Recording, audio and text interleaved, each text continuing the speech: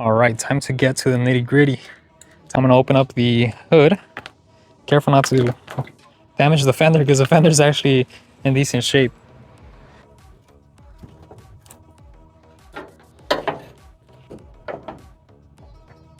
Trying to straighten out the hole for the hood because I don't want it to fall on me.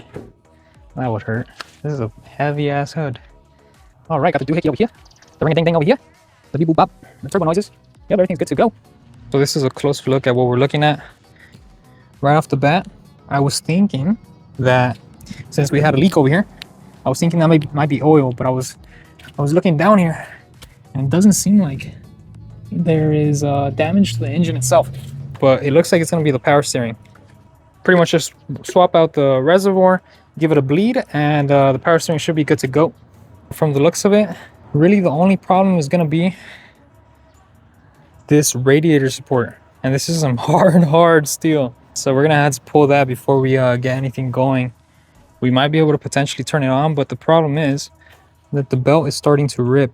So we can potentially start it up, but it is right up against the belt, so we don't want to rip it. So pretty much the idea on how to replace and fix this up is going to be getting rid of this radiator support.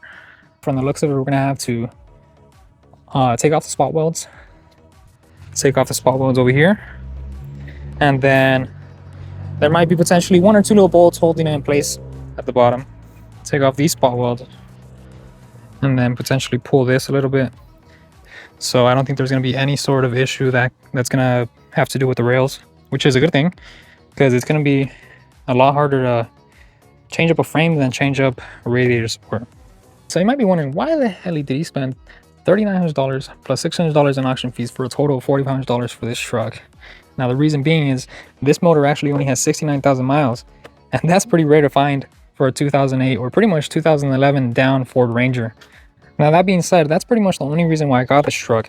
If it didn't have 69,000 miles and it had maybe something more realistic like maybe 150,000 miles, I would have totally passed on this for $4,500. Now, apart from being in SoCal and having inflated car prices, the other reason is that to get this truck up and running, I don't necessarily need a lot of money. The fender's maybe 70 bucks. The radiator support's maybe another 80 bucks. The hood's another like 120.